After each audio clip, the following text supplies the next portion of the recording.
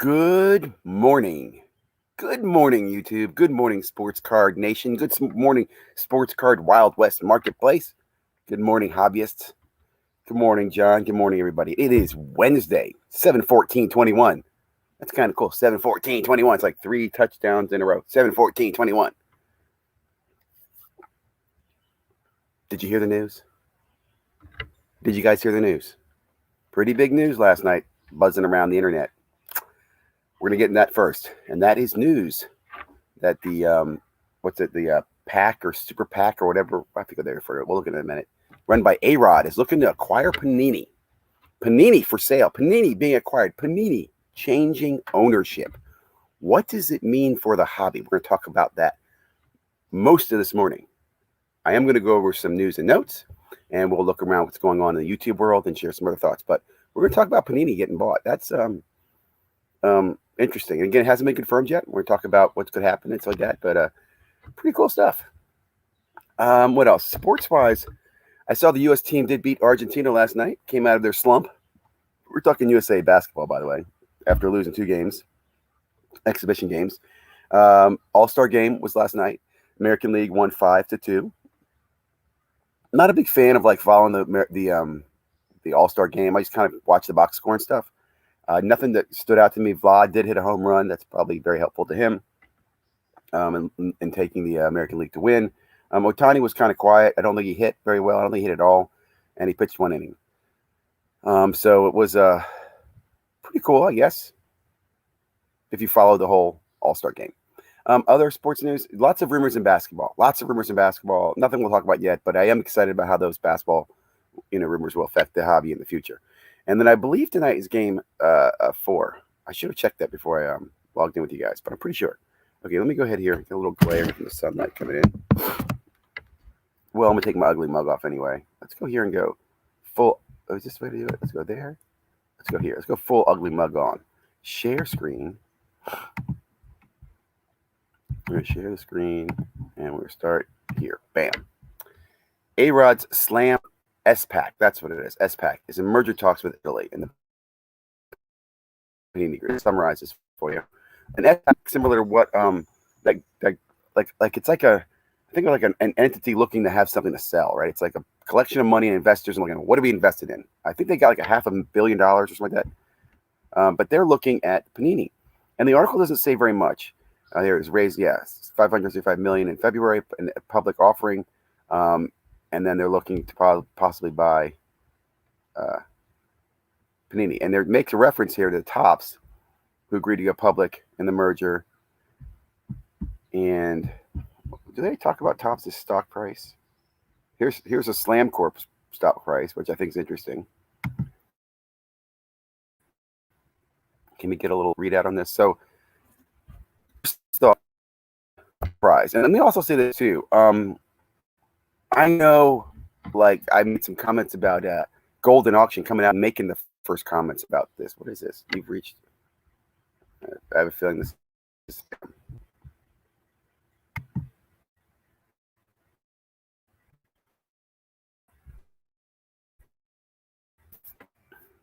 I wanted to show you the stock price here. So,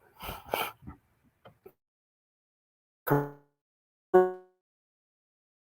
this, okay? Talk about this for a couple of reasons. I'm sorry, I'm still early. I'm trying to get my thoughts together here. But before I wanted to go over here and show you the stock price. I looked at Topps stock price last night. Have you been following Topps' stock price? It's around $12 a share. It was up, I think, around $18 or $19 a share, and it's come down, which is significant when you think about it. And it's been kind of quiet. In fact, I was thinking about this in the months of the hobby, with everybody talking about the dip and the dip in the market. And, there's no dip, and then debating whether it's correction or whatever. No one mentioned that Topps' stock price was down considerably. Like I said, down to $12 a share right now. And now Panini's looking to buy, this corporation's looking to buy Panini. Here's another quick article on this as well. That's not the right one. It's over here. Here we go.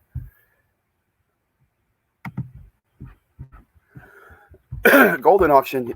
Ken Golden made a comment about this a few nights ago, right? I will say I was listening to Lucas and Lucas Bronze and Tigers, and they made some comments about this a while back. I'll even say I've heard rumors about this probably going back as early as end of last year. So it's not surprising to me that it happened. And part of that was when the news of Topps coming out, going public, the next thought was Panini was. And let me explain to you why I say that. In this field, the sports card market, okay, like I've said before, many of these people have been in this industry for their life, right? 20 years, it's been a career for them.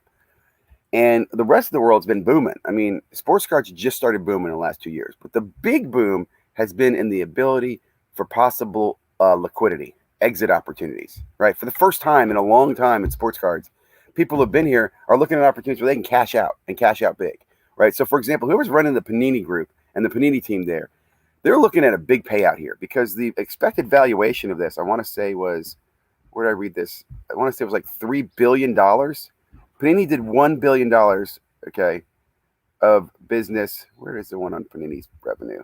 It's over here. $1 billion of business last year. Yeah, okay. Transaction, combined entity at $3 billion or more. Due diligence is in progress. Look at this. Surpassed $1 billion in 2018. So in 2018, the company did over $1 billion. Now, their numbers have always been private. Compare that to Topps, who I want to say was around a couple, like 400 million, maybe, if I'm not mistaken. And then they did 500 or 600 million this year, or that they've reported, or on track for, something like that. So Panini's revenue is huge. I mean, $1 billion in 2018. That's not taken in 2019, 2020, or the beginning of 2021. And 19 was the Zion year. So what do you think their revenues are? Probably 1.5 billion is my guess.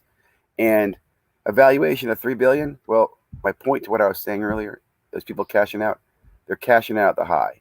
They are selling their sports card at the high. And I would be weary if I was these guys buying. Like I'm just a collector out here in the world, but all I'm thinking about here is you are totally buying Panini at the high right now. Panini is selling at the high. It's like perfect for them. They're able to cash out and reward their employees, which I clap and applaud their employees because I do think it's fair that they've been there a long time. They're going to make some good money.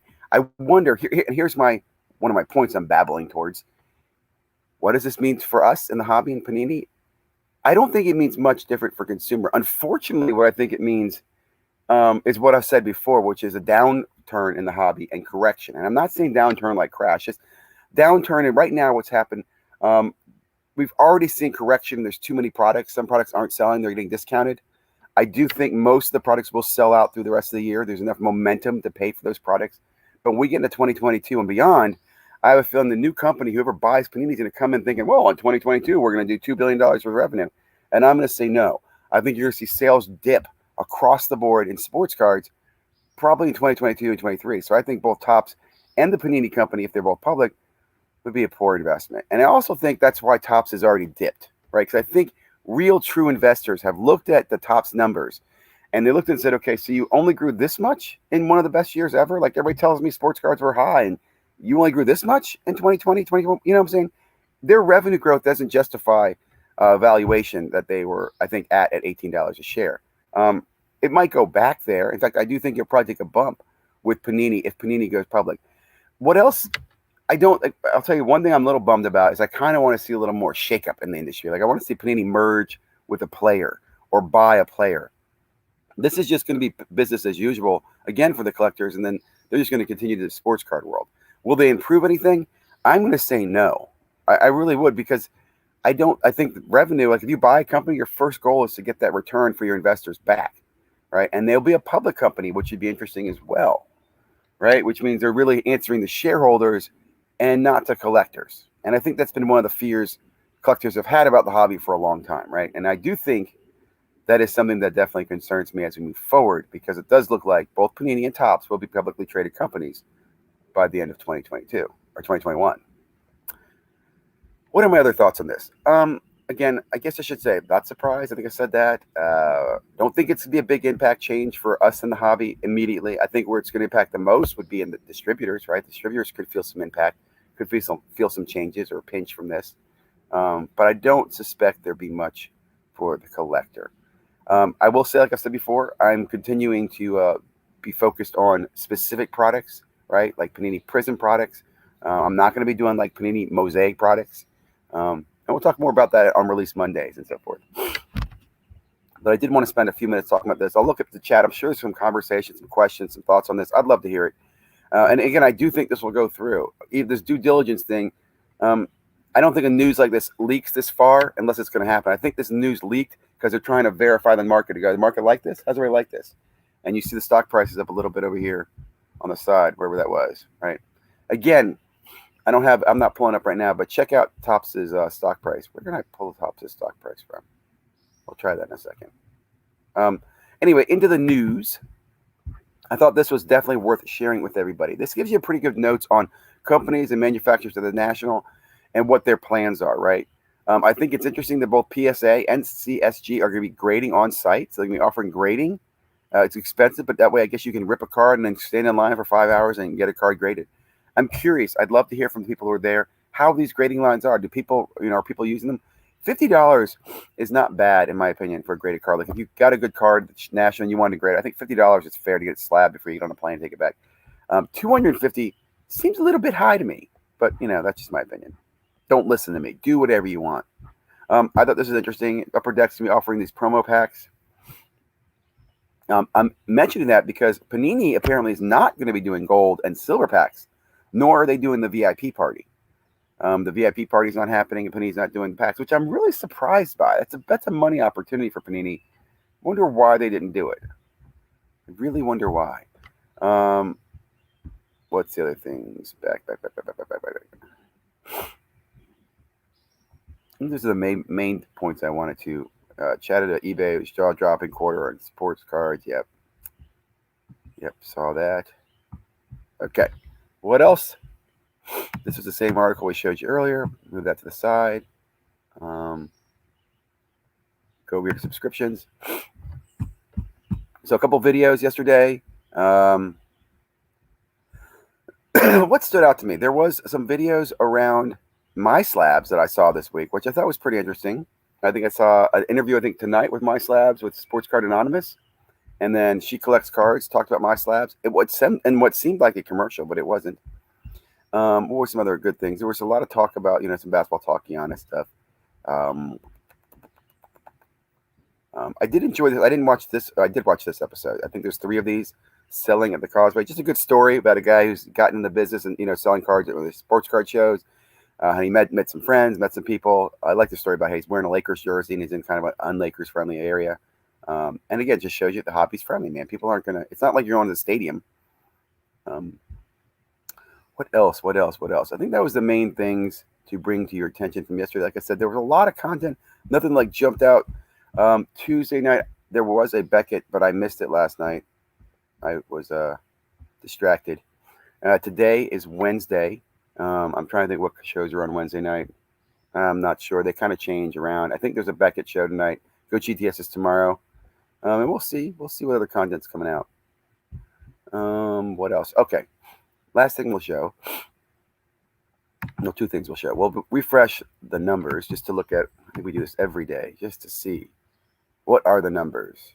And all I'm showing you is a few basketball players. And this is market movers. Jason Tatum, that's pretty cool. That's his 30-day moving average, up 3.8.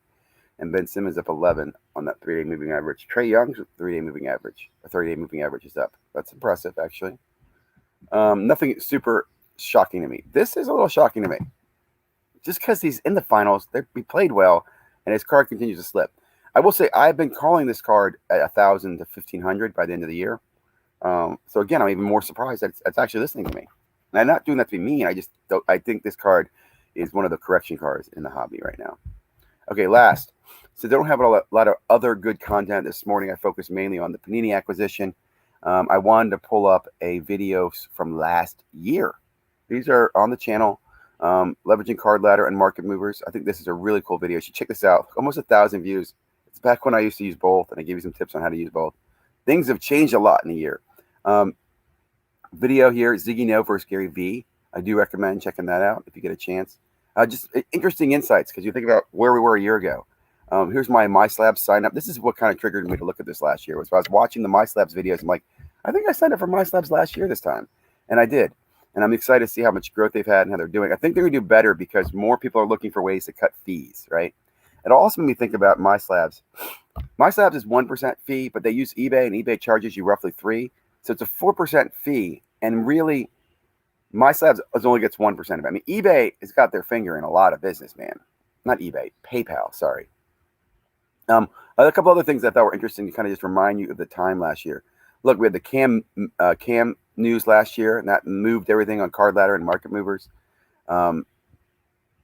Booker and Gary V hype was last year this time. It's actually Gary V. I have to applaud that. I mean, you a year ago we're calling Devin Booker, and then a year later they win the oh, I'm sorry, they haven't won yet, but it looks like they're going to win the championship. Finding card value. These are some of my weekly ones that ended up turning into a daily.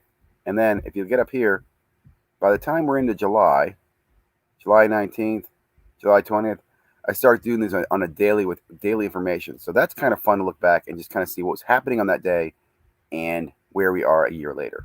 Anyway, thought I'd bring that to your attention. Let's see if we can go back. How do I stop sharing? Oh, I just put everybody in that matrix again. Sorry about that. Good morning. Good morning, baseball collector. What's up, man? Thank you. Thanks for being here. Good morning, y'all. Good morning, Card Currency. If their booth's going to be publicly, if they're both going to, wouldn't any one group have enough money by controlling interest in Panini Tops, basically creating a monopoly? So, interesting you say that. First of all, let me say this. Yes, that could happen. And it wouldn't be someone having to control. It'd basically be like a merger. The two companies could merge as two public companies. Or somebody could come along and buy them both. In fact, I was even thinking to myself before this was announced with Panini and A-Rod, I was thinking Panini might get bought by Topps. Like maybe Topps' play to go public was to use stock and cash to buy Panini because they could give stock equivalent, right, which is easier than cash. But this S-Pack that A-Rod's using will actually use cash, right, and probably some stock to incentivize for retention. But let me just say this. If Topps and Panini both were owned by the same company, it's not a monopoly. It's not. And I'll even say this. The government wouldn't care. And I think that's something we need to pay attention to. This is what Andy and I talked about this last weekend. There's no government overwatch looking for monopolies in general, okay? Most of the time, the government doesn't get into a monopoly until monopoly is overstepped its bounds, right? They have to do stuff. Like many would say that Facebook or Google or Amazon are current monopolies, and they're functioning fine. They continue to function. Now, they have to get approval as public companies on some of the acquisitions, but there's a lot of arguments on how you can get around those, getting around those acquisitions. A card company buying card company could argue they give the consumer better pricing and better access. What they really have too is it's their licensing to the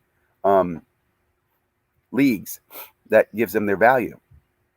They could also argue that that they're still competing in a market space where every year they have to compete for licensing, and that they could lose that to some other manufacturer like a Leaf or an Upper Deck, and the competition still exists. So just understand, I don't think that would ever be considered monopoly. And if it happened, I don't think anyone would care outside of collectors, I say. That makes sense. And I even think for collectors, we might like Panini and Topps under one brand, because then we could get Chrome and Prism, right, and Bowman. But I don't think that's going to happen, which is, I think, it's a good thing. It's so funny. I think that that's too obvious for them to do. Like, well, people wouldn't like it as much. I think a great reminder that these companies are always looking out for their stockholders, even when they're private companies. Point of business, exactly. You're so right, DR. I forget that often, right? You get in this thing, oh, it's collecting, it's a hobby. It's not. It's not. We call it a hobby. Maybe that's the biggest lie that we tell ourselves. Okay? We call it the hobby. Now, there are a lot of things that we do as individuals that are hobby activities, right? You might say hanging out with your dogs is a hobby. I take my dogs hiking. It's relaxing. It's my time. It's what I do. That's a hobby. But this sports card Wild West marketplace that has hobby-like characteristics is a business for many people. I've said that forever. I mean, even the point where before this whole boom, the guys that sold cards were called dealers and distributors and manufacturers. And I used to almost laugh, almost like they're drug dealers, because they know not to use their own supplies sometimes. That makes sense. So you're right. It's a business. We have to remember that it's a business.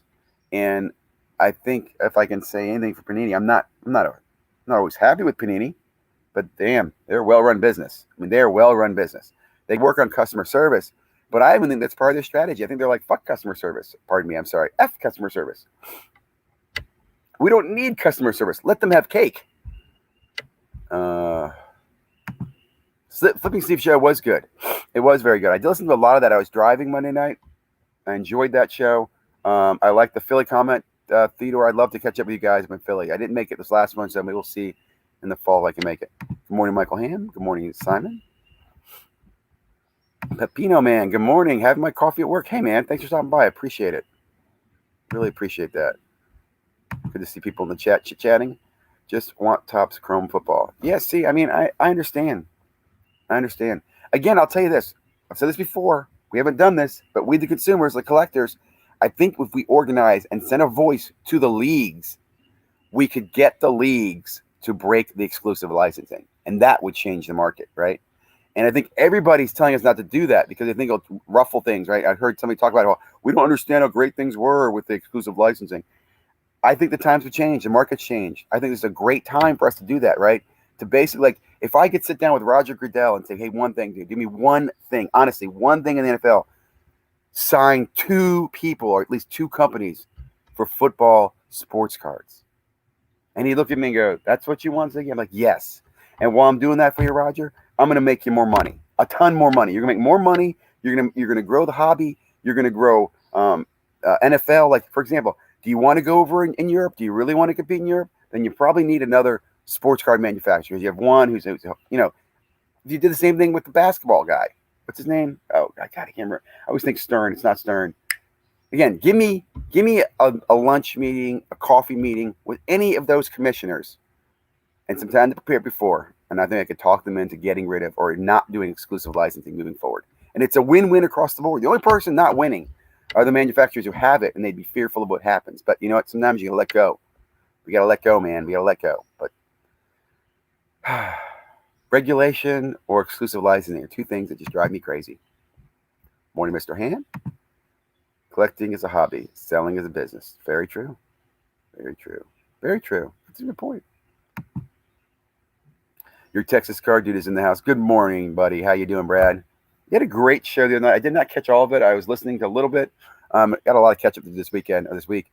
But love to see your channel and all the new stuff you got coming out and the new logos and stuff. So if you guys haven't followed Brad normally starts around 9 o'clock in the mornings or 8 o'clock Central. I do recommend it. Well, guys, as you can hear, allergies are killing me right now. I don't know what it is. Well, I do know what it is. I'm outside and it's morning and it's sunny and well, that's what it is. I'm going to go ahead and end it. I hope you guys are having a great day, great time. Like I said, the Panini news I think is really exciting. We're going to hear more and more about it. I think we'll have an acquisition happen. What's cool too is the stock will be public. I do think might be, again, I'm not long on Panini stock, but I might be short on it, right? I might buy it short term because I do think it'll get a bump. I do think they'll see some short-term bumps. I just don't think long-term that either of these companies can sustain the growth that they'll need as public companies. Have a great day. Stay safe. Stay happy. Treat people the way you want to be treated. And that is the golden rule.